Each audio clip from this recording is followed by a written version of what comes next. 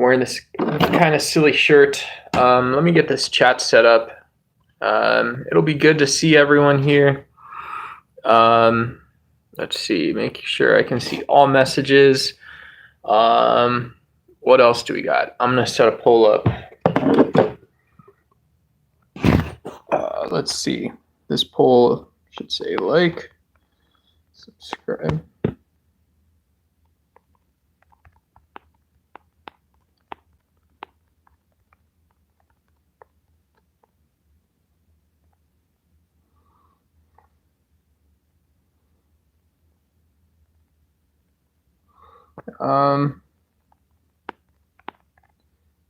And one more.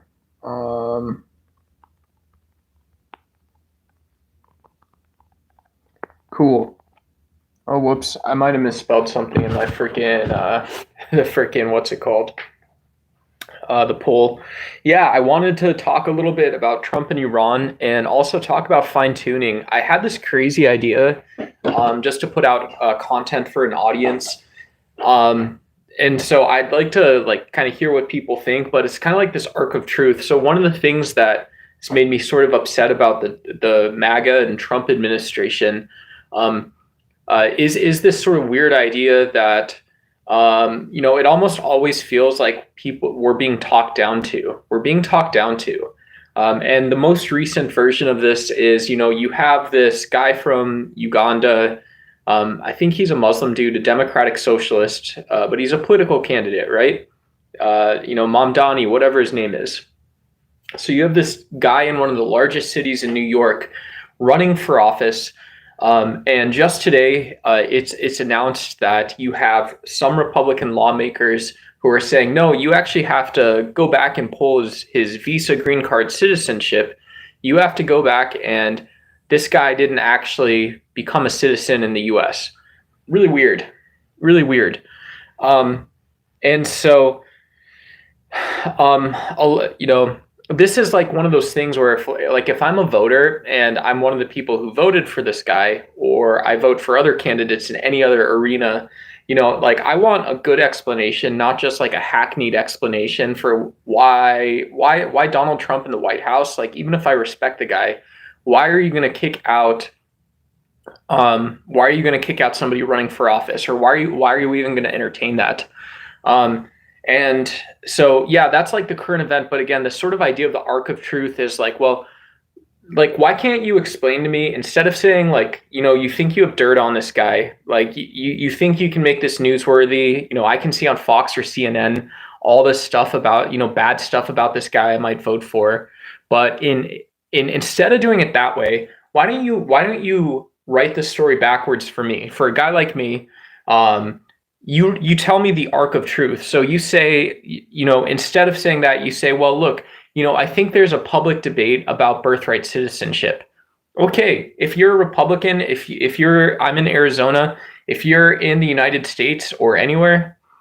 Oh, hey, what's up, Emperor? Thanks for joining in. We're just getting started. So yeah, guys, if you want, guys, folks, people, anyone, if you want to like and subscribe, that's awesome.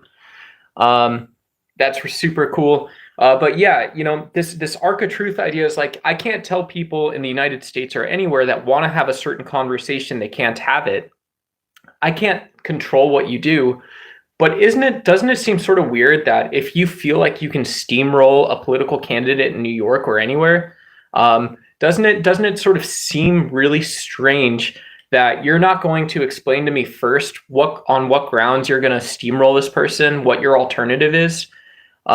I mean, honestly, that seems like it's a bad message for the actual Constitution. This is totally outside of it. This is what no arc of truth looks like. Is I'm now sitting here thinking, well, it sounds to me like a lot of these Republican lawmakers and maybe some of the more passive Democrats in Congress, folks that don't want to have a dialogue with their constituents, are sitting back and they want me to be the person. They want me to be the one to say, well, our Constitution doesn't universally guarantee someone who's a citizen of the United States right to participate in politics.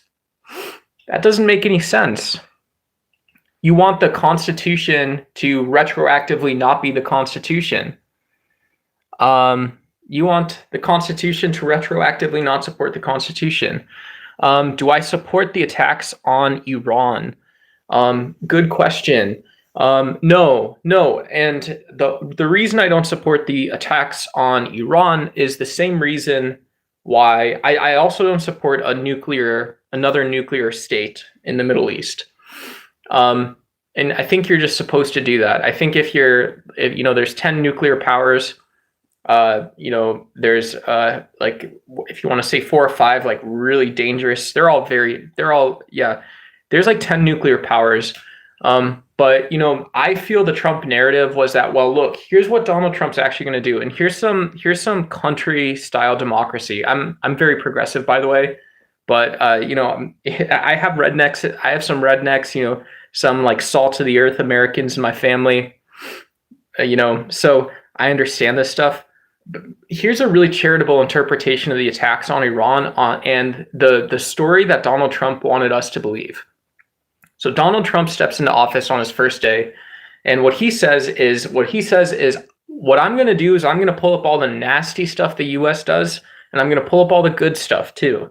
And so if you guys want this multipolar world, if you want this new world order where, we're able to talk about things and ideally competition is somehow productive instead of being destructive, then what Donald Trump is going to be able to do for something like that is just like put it all out there, right? And so super charitable to Donald Trump, what tariffs and these very national, almost like fascist policies, what they actually do is they pull up a lot of the misconceptions, the biases, they pull up bad practices that we have in the United States. And if they make us stronger, if they force other people to respect us and sort of respect the things that we do well and the things we don't do well, this is going right in that same direction of multipolarity.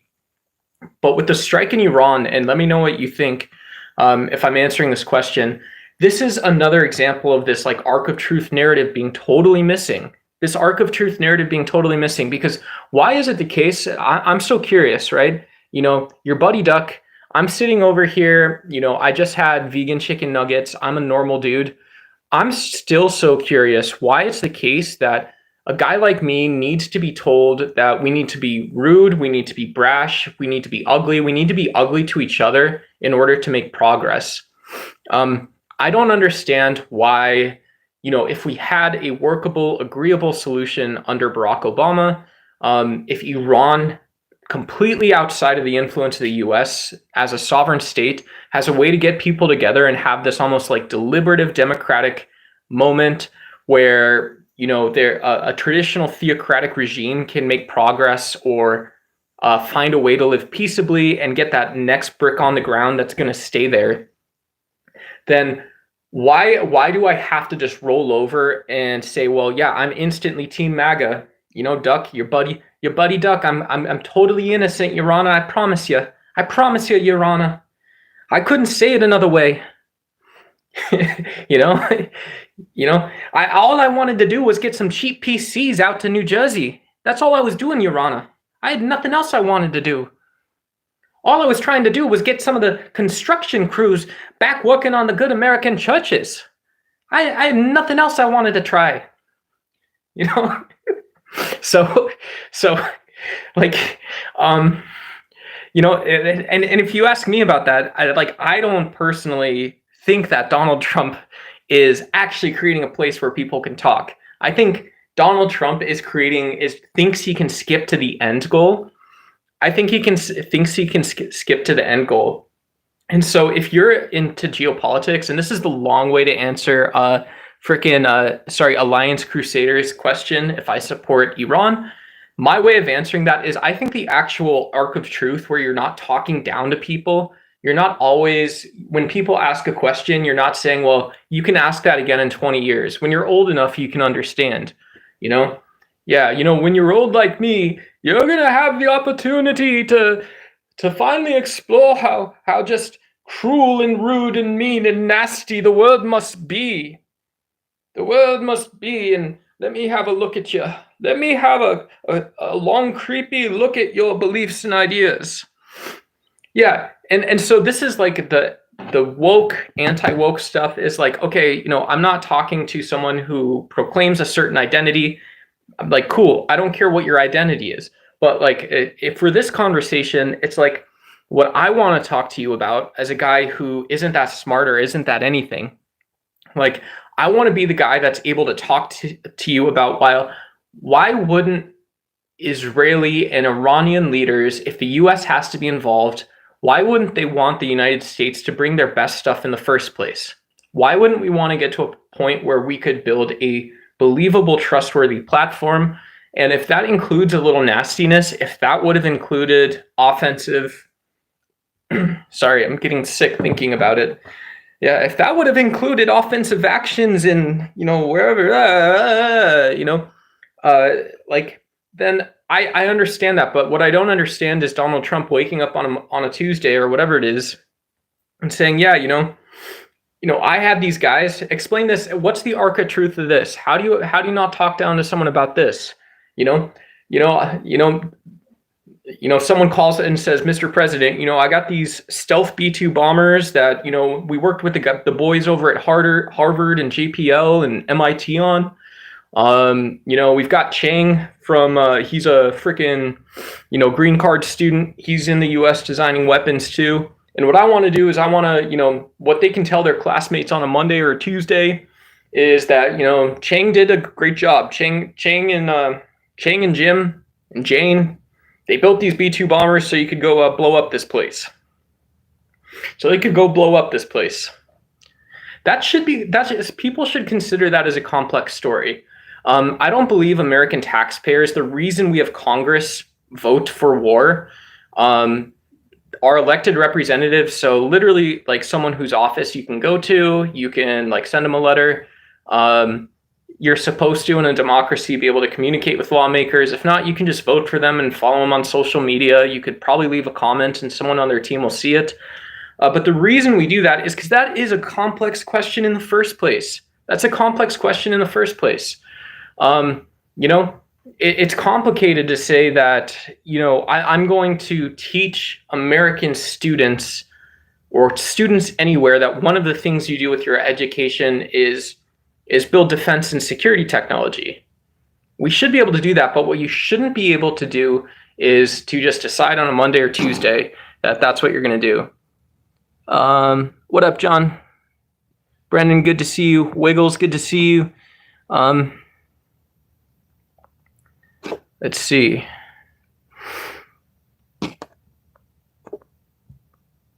Flat Earthers for Trump. Mr. Bad Jokes, let's go. Let's go. Yeah, did you guys want to do fine-tuning? More Israel? So one thing I wanted to bring up is the Iranian foreign minister, I forgot what he said. I think he said something about the facilities being in bad shape or destroyed or something, or not destroyed. I forgot exactly what it was. You know, this is another point that the Trump administration has been really horrible at communicating, is that, like, if you look at who Iran is competing with, Iran shouldn't actually be competing with the United States and Israel that much. What does Israel do? Israel, because they're a world power in some sense, controls shipping ports. They also have a lot of like service sector, defense technology. They do internet stuff super well. Maybe some manufacturing, but it's not like that big of a country, whatever. And so, yeah, maybe you do want Iran in some indirect and some direct ways to be competing with Israel. But when Donald Trump brings the United States into it, he's forgetting that there are places in Latin America, part of the entire BRICS network, Brazil, Russia, India, China. There's a bunch of countries in that sort of trade and financing area. And so here's what Iran's like partners in the world look like in the West first. So if you're in the United States, you know, and I'll try and do the funny, you know, the funny scam Trump voices, you know, I was, you know, I swear to God, Iran, the one thing I was trying to do was to bring the cheap computers. And I don't know if you've ever seen the little bikes with the batteries and the gears that go. All I was trying to do was I have a buddy out in Huntington Beach, beautiful women, beautiful men everywhere. Everyone's beautiful in Huntington Beach, and all I wanted to do with these tariffs, Your Honor, was I wanted to get them on these bikes. It would have been an injustice. If you see things like I do, that's all I wanted to do. That's all I wanted to do. Your Honor, I'm not even upset about it, but this is how passionately I believe it. You know? And so this is relevant because Trump wants you to believe this is the America we're walking into. And this is only one small part of the conversation. This is that friendly part of the narrative where we believe America first, the West and the rest. Yeah, I get it. John Locke is an extension of the prophets from the Christian Bible. And yeah, without trying to make anyone feel otherized or to feel like your argument and your position can't be heard, in reality, a country like Iran competes with Latin America for whatever's next in production and manufacturing. What's possible now and in 20 years? Who do you sell those products to? How does that money get reinvested in your society? And so Donald Trump is saying, well, the one way that we deal with Iran is this nuclear site, but that just isn't true. That just isn't true. And we can see this. We can see the complexity starting to come out, the full arc of truth. We see that just the next day, Trump is trying to broker a peace deal in Africa between Rwanda and the Congo. I talked about this on my last live stream. We see that, Qatar, however you want to say it. We see that these are going to be a neutral party that Trump sees as valuable, at least if nothing else, as a microphone. But is that what that's supposed to be? And so when the United States is able to project power, the United States is able to project power into Iran, and we don't have this arc of truth. We don't have this narrative that allows people to think more like the people they're electing. We have a narrative that tries to create this sort of, like, hello, hello, hello, hello, hello, hello, hello, hello, hello. Hello, hello, hello, hello, hello, hello, hello. Whatever. It creates this little echo chamber where it's like, well, Trump bombed and destroyed Iranian capabilities. I had an idea. I was a mad scientist in the U.S. Air Force and Army before I came to live stream on YouTube. And I had a plan. I had it all mapped out. I had the air currents traveling in my brain while we launched these flights. And in reality, Iran does have serious problems, right? I'm in the U.S. I'm an American. I'm a good red-blooded American, even though I'm progressive and democratic. Iran, so weird things in the United States, eventually, if you make a lot of money, if you're successful, you'll see that there's a 50%, a really high tax rate, 30 some odd percent, 40%, doesn't matter. It doesn't really matter that much.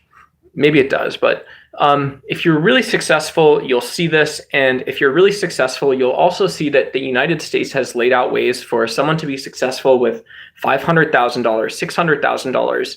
And the things you can do with that is you can go lobby your town council about apartment buildings. Maybe you're a real estate investor. Maybe you want to start a new media platform or something like this. Maybe you want to invest in something someone else is already doing. Maybe you want to open a sandwich shop or something, whatever. Iran has really high tax rates for incomes over a very low level. And critics in the United States of Iran, and the reason that Donald Trump's narrative is a lie, the reason Donald Trump's narrative does not include an arc of truth that helps people see the world more clearly, is because Donald Trump's narrative is entirely about this. It doesn't include this, this break from United States policy and how Iran will actually communicate and move forward internally.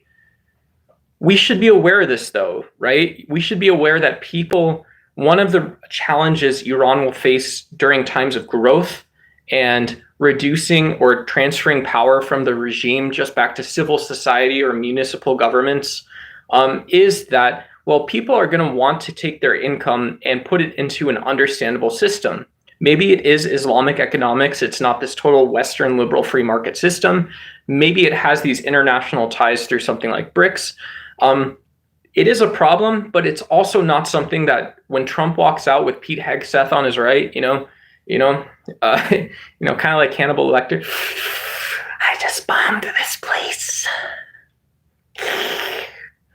You know, he's got his total cat digs on, right? So fricked up, man. Frick the heck up. Frick the heck up.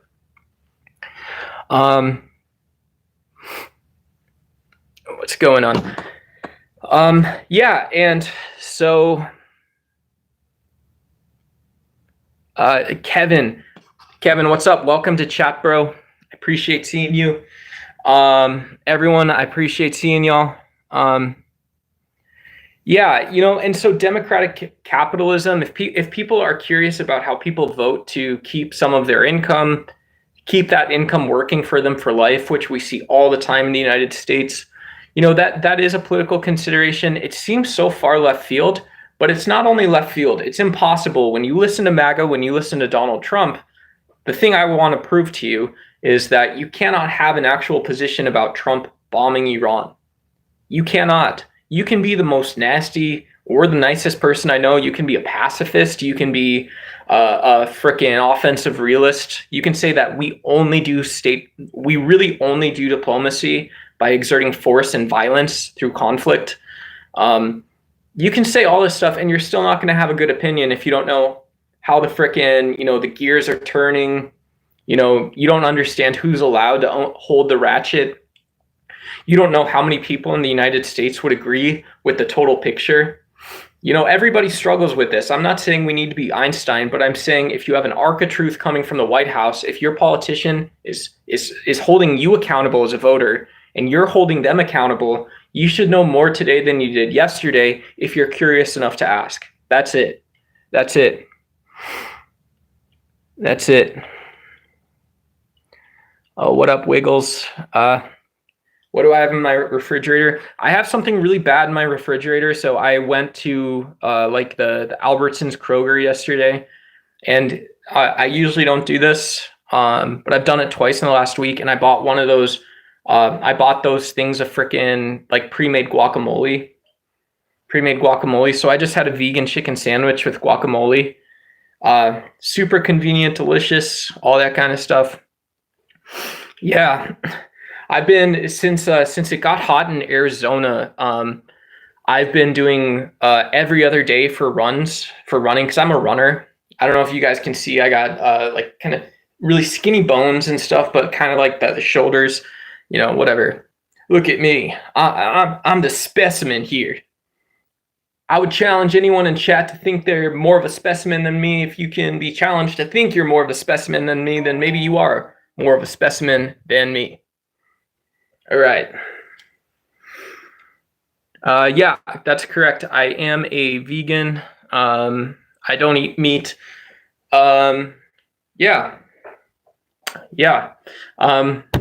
I try and eat healthy foods most times. My arc so I'll share this with you, with everyone here. My arc of truth for diet is that diet's super complicated. If anyone's ever been in athletics or, even maybe your like last couple years of college or something like that, or you're working and you wake up one day and want to eat healthy, and it's like, cool, yeah, I can do that next week or whatever, or today. My own thing was like, look, first I cut out fast food and stuff and alcohol. Those are both like crazy difficult things to overcome from a metabolic standpoint. And then after that, I would just, at the time I was working in tech, so I cheated and I would just buy healthy food, but that's the honest truth. I would just buy healthy vegan food. And now like, I should be a little bit better, but I try and eat like rice, rice, beans, quinoa, that kind of stuff. Like fresh reducitarian vegetables, whatever. Yeah. You're weak, man. Jesus is God. I don't think that's true, dude. Maybe it is true. Jesus is God. That's funny. I think that's funny is what we say. Yeah, but so that's my arc of truth, is that I think to me, I think like honestly with diet, I kind of like Bruce Lee, like that sort of, you cut everything that isn't essential. If that has synergies and works with your lifestyle and that is what is cutting your lifestyle and goals are what is cutting the things that aren't essential, then to me, that's the truest thing that you can find. The truest thing that you can find is that you have bad ideas. You have bad ideas, and not just bad ideas, but you have bad habits. You have bad habits and bad ideas. And so if your lifestyle can be exactly the same without bad habits, bad ideas, to me, that sounds a little bit better. And then at the end of the day in the US, right, like I can always pop an energy drink. I can always, whatever. I can have a cup of coffee. I can meal prep. I can, Burger King's got the Impossible Burger, whatever.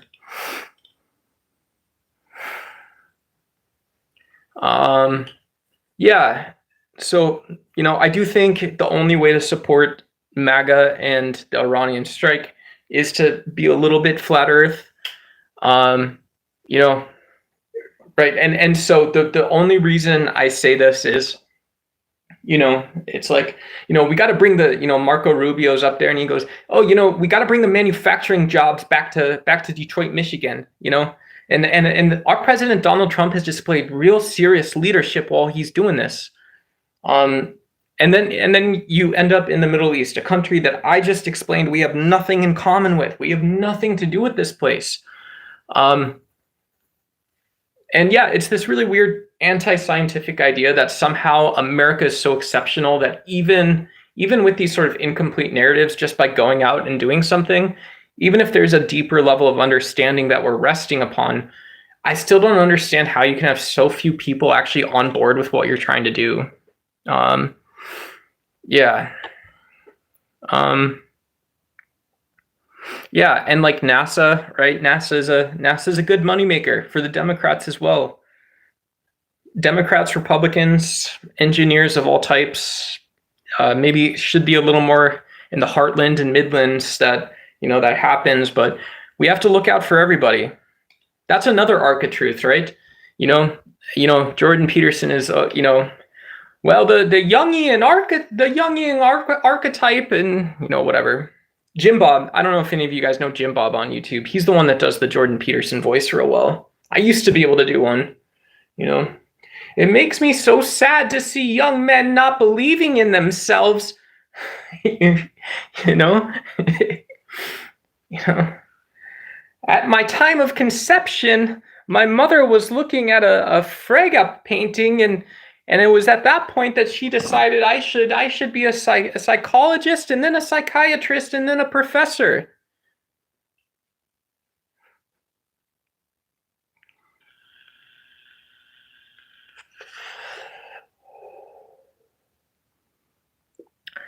You guys want to do talk about fine tuning at all? Fine tuning. If you have more Trump questions, let me know. I'll work them in. But yeah, fine tuning is a crazy topic too. It's a fun Saturday topic. This is one of those crazy things. I didn't explore physics at all. So I took one physics class in college. It wasn't easy. Definitely wasn't hard, but it wasn't an easy class. And so, fine tuning is this weird idea that like we shouldn't expect the universe to work exactly like we think it would, right? When you wake up and you have this like intuition, or you look at, like an example of an intuition is, my intuition is I might look at Donald Trump striking Iran and say, well, look, this is either super violent, this is just violent, or this is just, this is just how politics works. This is just how politics works. It's good. It's just violent. This was the bad version of that decision. We have those kinds of intuitions with stuff like a lamp, right? If you see a lamp and you see a light come on, you are assuming that something turns that lamp on. And so fine tuning are the specific laws of physics that sort of explain what even a photon is, why it's always the case that when you have light being emitted, photons being emitted, a human sees them. Like we shouldn't sort of see those things. And yeah, and so at least from a perspective, there's really, I think I'm supposed to shout out like science communicators and stuff, people who are capable and eager to sort of elevate the conversation around frickin', whatever, science communication, understanding, seeing the world a new way, drop a hit of acid or whatever it is and, kind of get into it. But that's one of those interesting things, because maybe it is Donald Trump at some other point in time, but the desire to sort of elevate, have an arc of truth for something like fine tuning, have a way to have a conversation at the level that you might see like Brian Greene or someone talking about it, like cool. And there's two ways that I want you to see this first. First is if you're familiar with physics at all, you have these fundamental forces that we explain in the Standard Model. And these are properties that are so big. These things are massive. They're so massive that even something like an atom has it. And so if I take my fake costume glasses that I had for a Blippi costume one time, and I'm digging into the plastic, right? I'm digging all the way into the plastic. I get through the petroleum derivative, whatever it is, and I get all the way down to the actual atom itself, the molecules, and then the atoms making up the molecules. Those atoms still have a finely tuned model of the universe, right? You don't get to be like an existentialist or be confused. You don't see something that you don't know. If you pick up an atom, and maybe that's not that interesting, but if you pick up an atom, you have a charge, you have a mass, you have a velocity, it has a position. An atom itself has all these things. And so when you actually go to pick this thing up, you're like 99.99999 times out of 100. You don't get to be an existentialist and say that specifically isn't how the world works. That specifically isn't how the world works. You get to say instead that, well, look, I knew the world was going to work this way. Maybe it's not that important or useful, but that's what fine tuning is. And just to contrast how crazy this idea is, of just even like in a standard model of physics that you have quarks, you have something even smaller than the atoms doing it, but this standard model in some sense does support some of the conceptions of emergence that we see, is that like the ancient Greek philosophers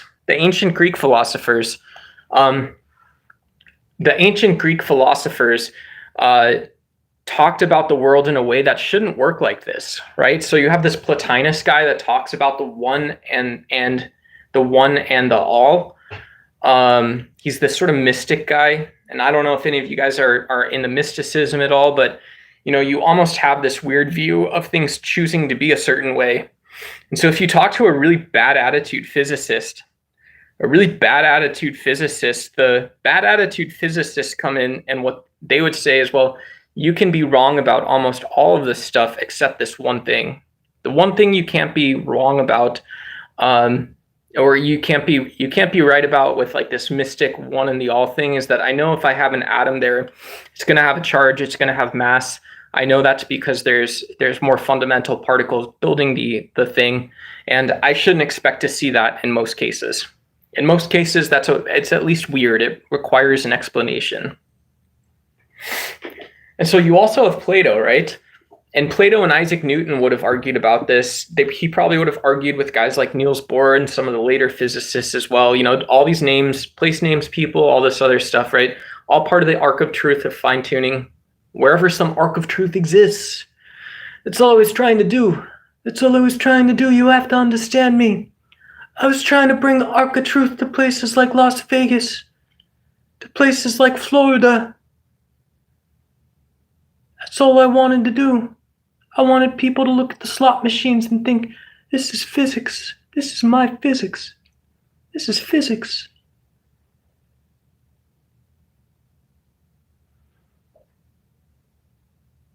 Yeah, so do I have schizophrenia? Ringo, great question. No, I don't have schizophrenia. No, I do not.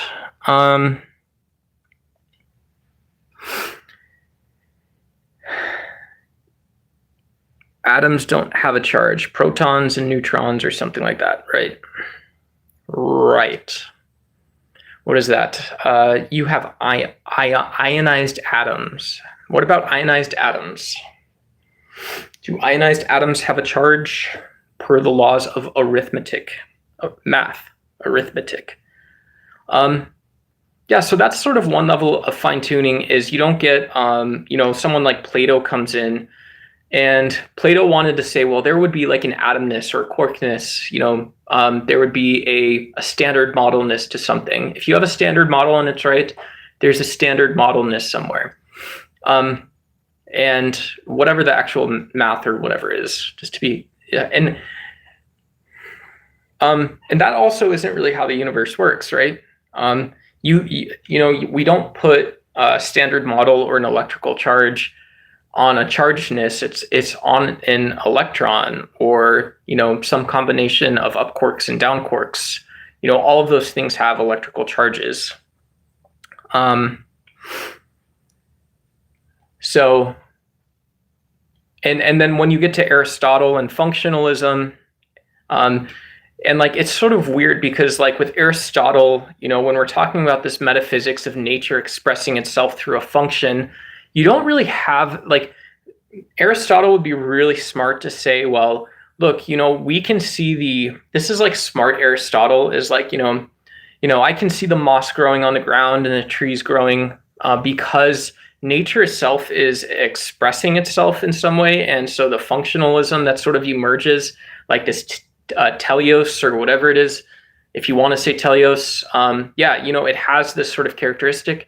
But then you get to physics and it just says, well, no, that's actually not true, right? You don't have, because I can actually put a single atom under a microscope and it's just always going to be an atom. It's not an atom because it's under a microscope. It's not because it's curiously sat on Earth.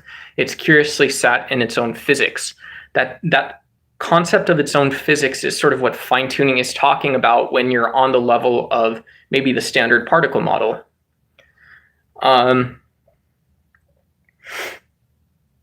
And so I don't know if that doesn't really totally burst to life, but it sort of does, it kind of does, whatever.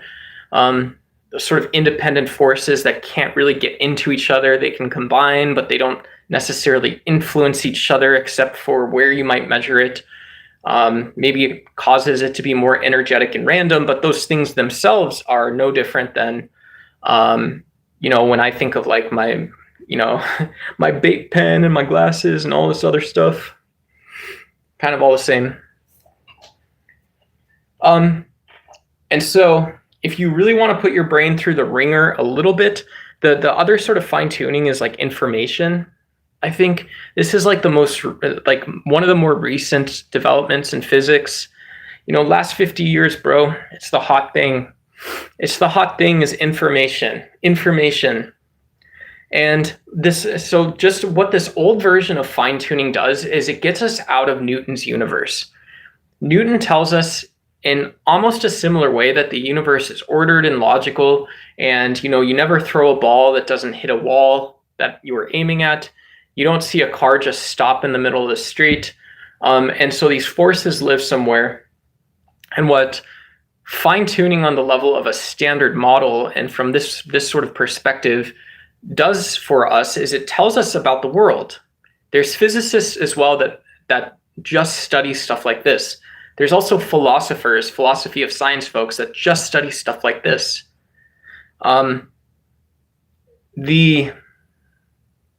The problem with Isaac Newton's view of the world is it doesn't explain what happens when you break down some of the phenomenon that he has. Not entirely, right? If I have a mass, does that mass always stay true even if I accelerate something to the speed of light? Shouldn't I expect that? Now that I expect that we have a finely tuned universe where things are ordered and consistent, and I'm starting to get a feel for what I might mean by a finely tuned universe, shouldn't me, if I'm a physicist, shouldn't I start wondering why Isaac Newton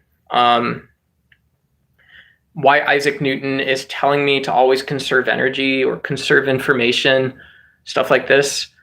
And yeah, the standard model of physics tells us that, well, once you get to a individual particle and atom, you can describe all the possible interactions and you can finally get to complexity. You can finally get this view of complexity. Maybe some people already, that's like the first thing you see, super genius YouTube chat section. You get these things smaller than atoms that are capable, and you predict it, right? You sketch it out on a spreadsheet, and what you get is a version of the universe that looks like our universe. Crazy stuff. Crazy stuff.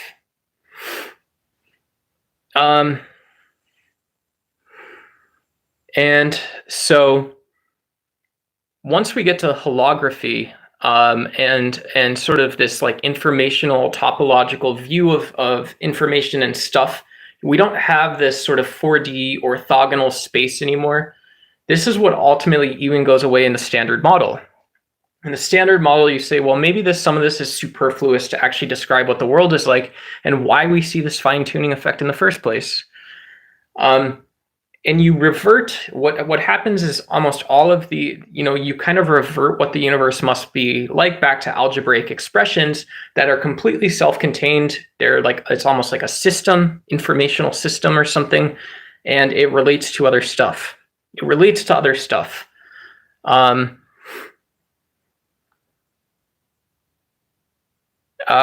so when you are, so if you're, sorry, someone said this is a disorganized talk. I apologize for that. If, we did cover a lot of topics that sort of propelled and maybe took in some topics ranging from Newton and a standard model to Iran way back, to Iran was somewhere. And yeah, sort of challenging, but just the sort of bookish version of trying to slow down when we get to this topic of topology, to slow down when we get to this topic of topology eventually, is trying to just cover what fine-tuning might be like from perspectives ranging from the Enlightenment towards today. And this is what I'm calling an arc of truth, where we're not talking down to each other. We're not going to talk down to each other, and we're going to hopefully have a better understanding than hearing Donald Trump talking about kicking Mexicans out of the US. No offense, even though Donald Trump loves him some Mexicans. And I would know, I'm from Arizona. I love me some Mexicanos, Chicanos, Latinos. I love me some Latinos. I love me some Tito's. And you know what I mean by this. Yes. Call me Dantes Edmonds. Call me Edmonds Dantes. The most profane philosopher who has ever existed. Do you not understand what it means to be a philosopher? If I could confer this to you, what I would say is whoever said I was incoherent and schizophrenic was perhaps having a point there. Whoa! What do you know? At least I'm peaceful.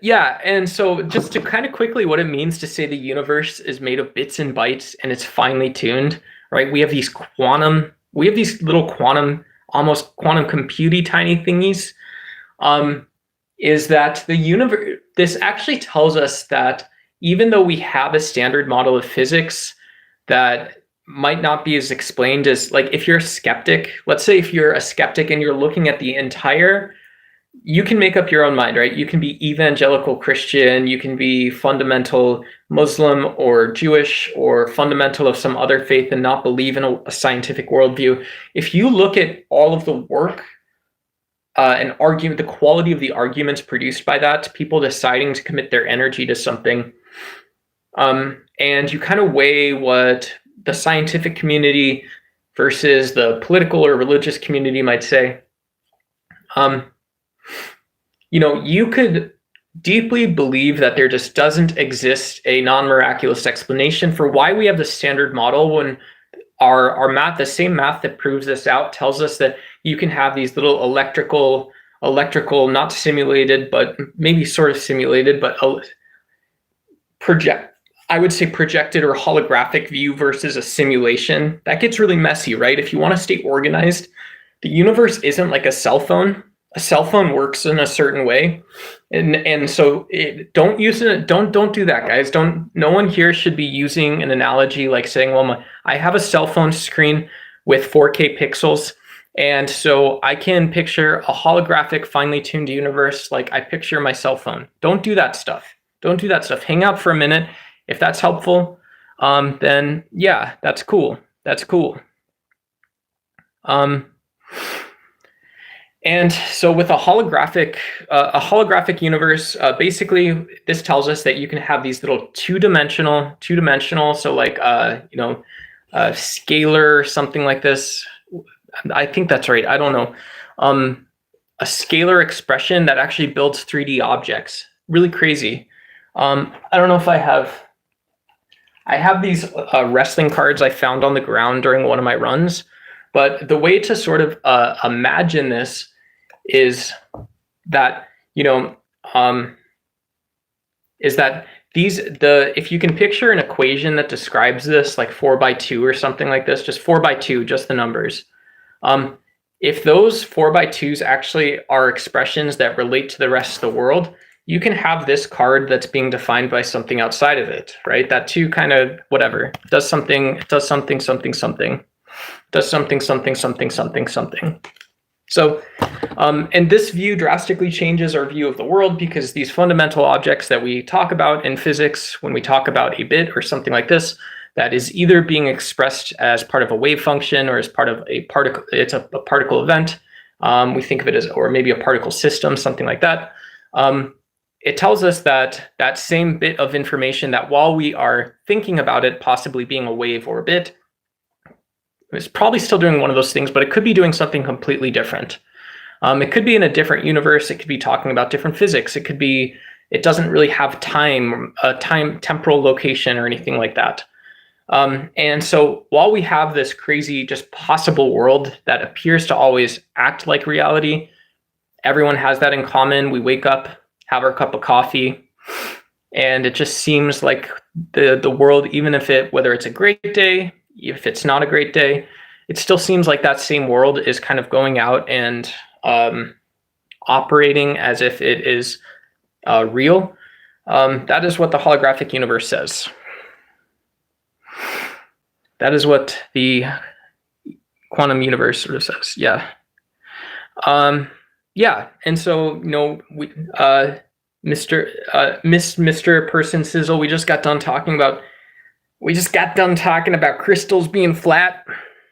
Crystals are flat, and they're the same thing. They're a different thing than Newton said. Same thing everybody else said. Same thing everybody's always said. It's a mystical, magical universe. It's just math. It's just math, dude. It's just math. And you had people in here earlier asking me if I agreed if Donald Trump bombed Iran. If I agreed with that, Donald Trump even did that. I don't agree with that.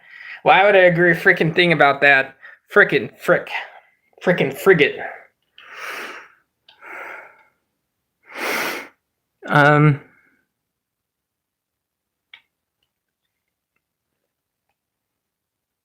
Yeah.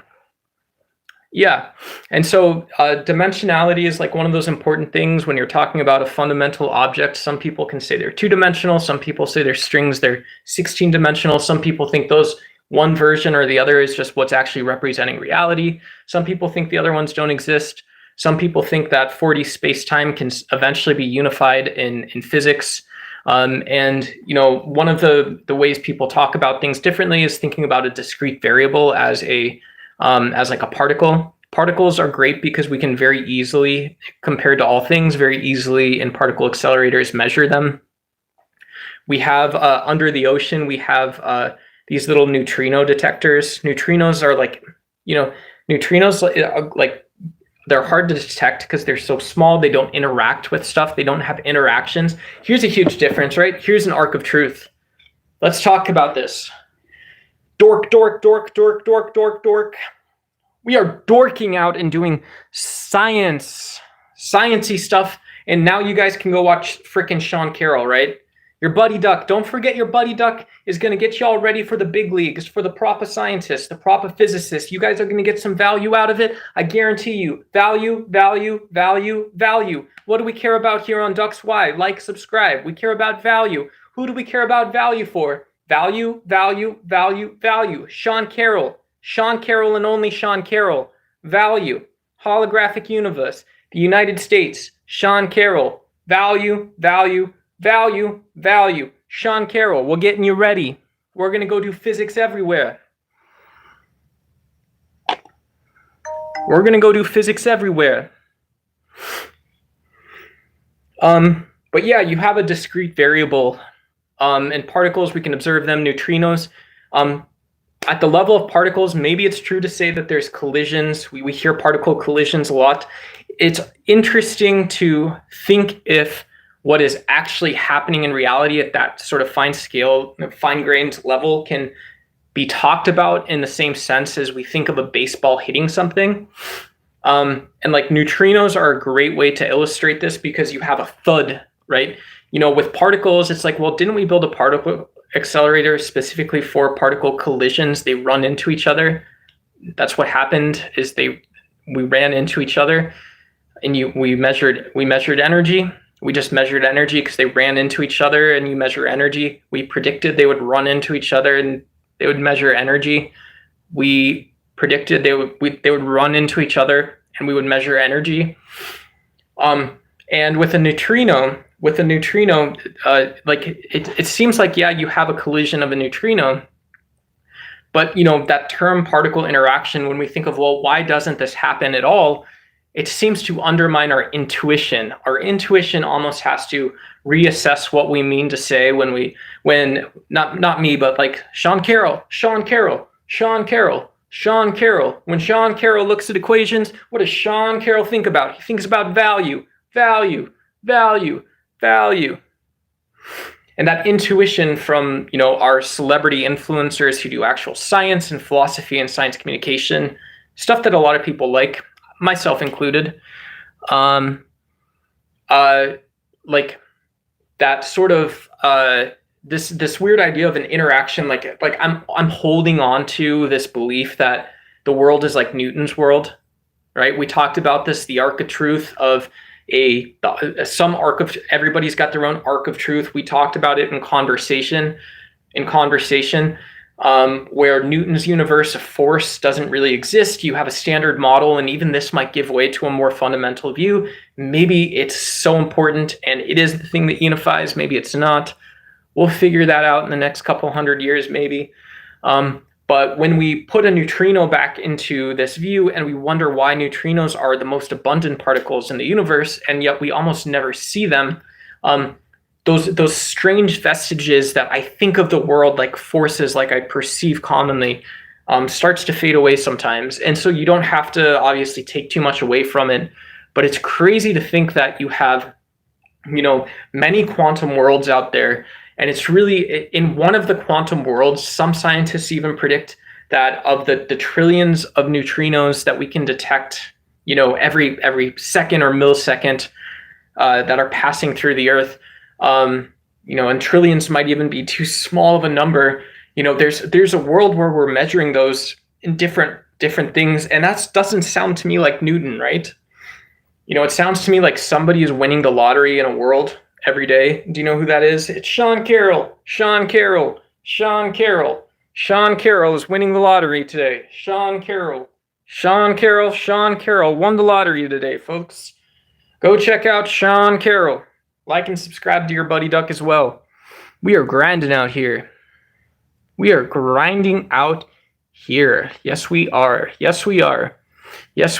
And so, if there's one last thing I would like to say, and thank you, Sizzle Moon, for contributing to chat. Thank you, everybody. I see you. I will check chat in just a minute if you guys want to get back to Trump and Iran or have a philosophical question conversation you want to have about fine-tuning.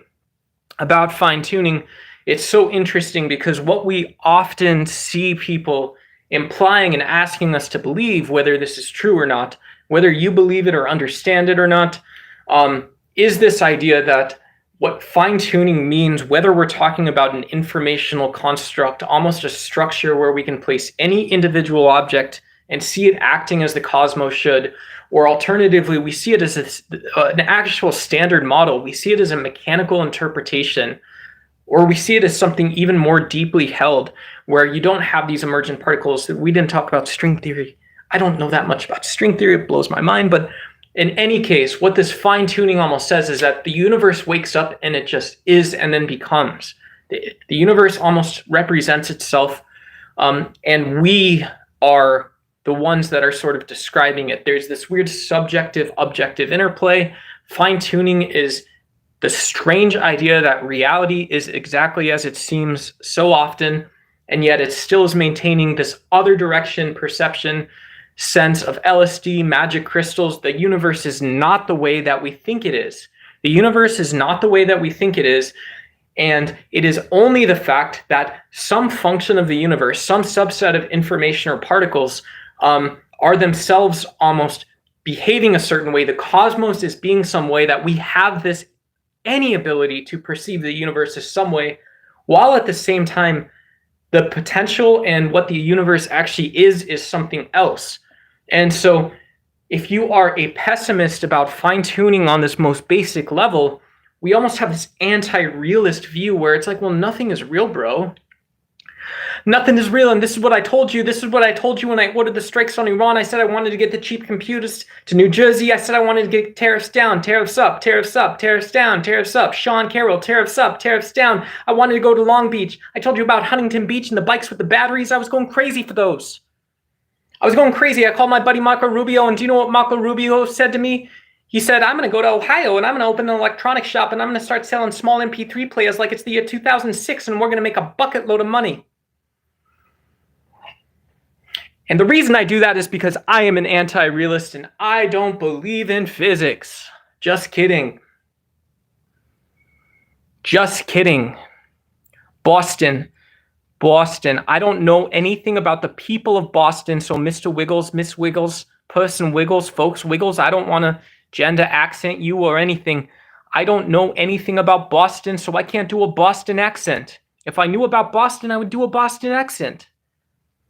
What do you think I got in this shoebox that my phone is resting on? You think I got a tripod? That's not a tripod. That's my friend Donnie. Everybody says Donnie's well endowed. What do you think, Wiggles? You think Donnie's the big boy on block? You think he's going to be the big man on campus his first semester? Bullshit. Bonnie went to South Desmond High. Bonnie only played t-ball until he was 17 years old. Daddy literally had to change a diaper and give him a Capri Sun to get him out on the field.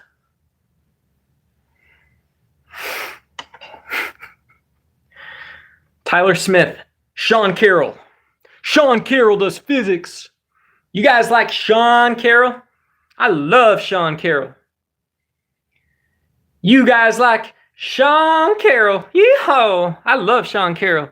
That's why I put fine tuning in this, because Sean Carroll's finely tuned.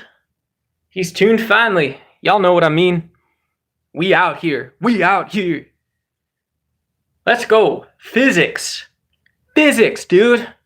Get rid of it, bro. Drain the swamp. Drain the swamp of everybody not talking up to your level that you want to understand something. I'm sick of being so confused about everything I see, and I am sick about being so confused that I beat myself back of understanding. I want to have an intelligent, athletic conversation sometime. That's all I'm saying. Doesn't have to be today. I want my own arc of truth for life. I want my arc of truth for life. I want that for other people. That's why we out here. Go ahead, like and subscribe. Sean Carroll. Go check out Sean Carroll sometime. Value, value, value. Sean Carroll. Let's go. What's beyond the Higgs field? I don't know. Is the Higgs field part of the standard model? Or is it predicted by the standard model?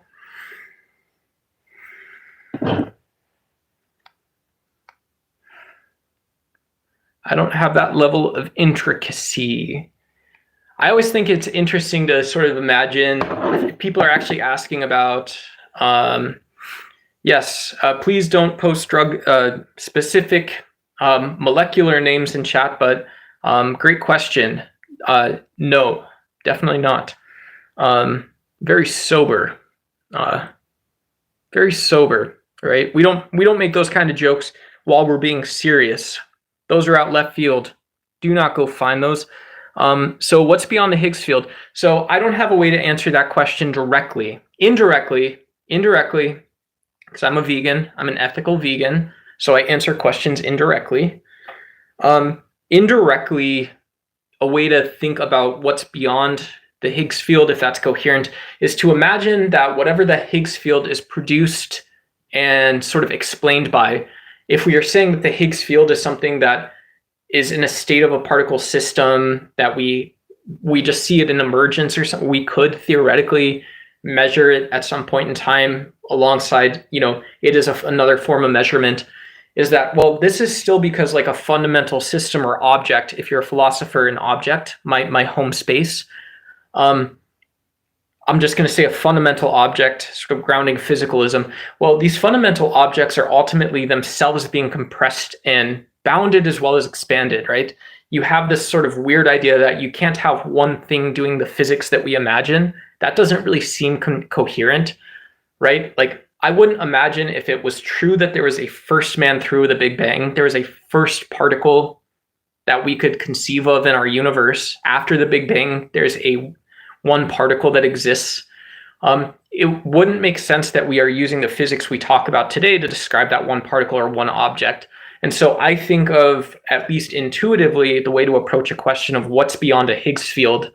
I personally would try to conceive of what it is like to describe a cosmological view of reality without taking the physics along with it. And that might not be something that even, King David himself, right, the holiest of holies, could pull off.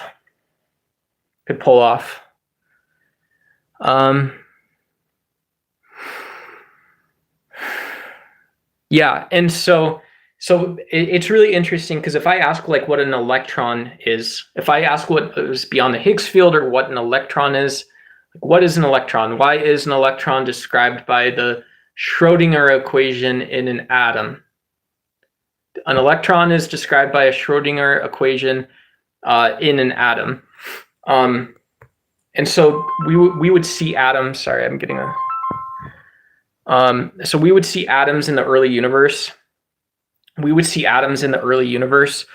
And they're theoretically the same thing, right? The same kind of atom. You've got protons, neutrons. You've got one or two electrons, and maybe more if they're ionized, whatever. And you've got, that's just what it is then, right? That's just what it is. And so this is almost this weird sense that, well, the universe at one point didn't make atoms, right? There was nothing else kind of. And so like what was like, if like the honest way to answer what's beyond a Higgs field or what's beyond an electron, well, is just, well, it's just whatever, it's actually counterintuitively whatever was before it, isn't it? If you didn't always have a Higgs field in the universe, if there was a point of the early universe we didn't have a Higgs field, that is what's beyond a Higgs field.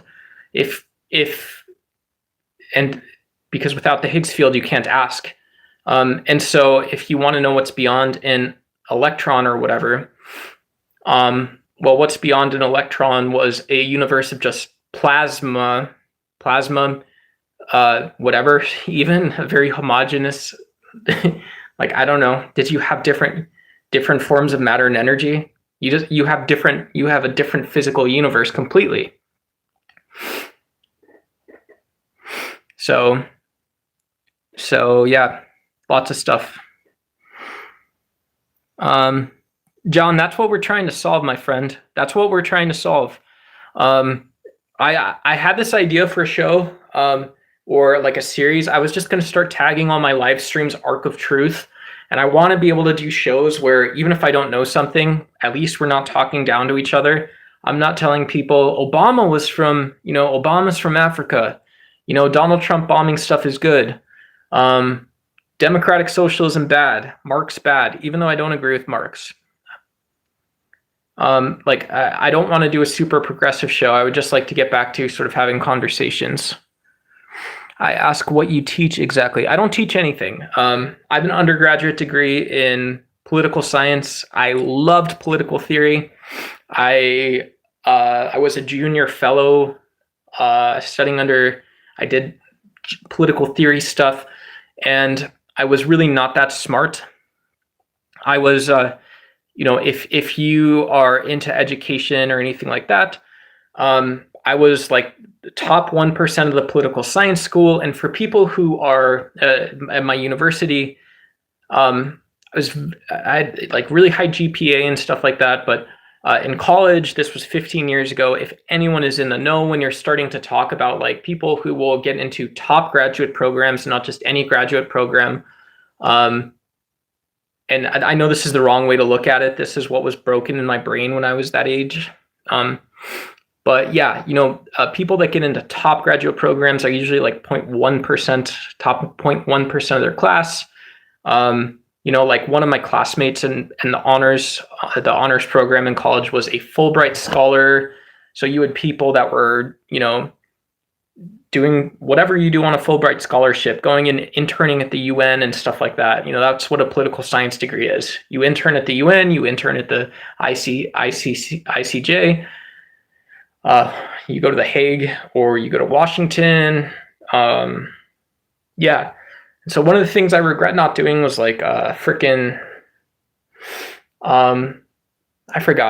AmeriCorps, I think. That's a very difficult program to get accepted into. I should have gone and just like taught something in the US for a couple years, but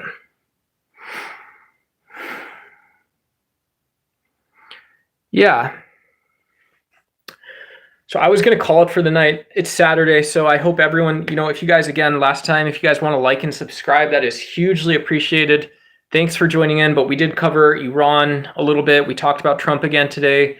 Hopefully we had a different way to see sort of Iran and stuff. So go back and kind of rewind, or if you want to check the video out later, I'm going to be back on, so you can just comment and chat and stuff too, but go do something fun, right? Go watch a debate show or download one of the free movie platforms, and on to the next one. And I will see y'all later. Thanks so much. Take care. We'll see you.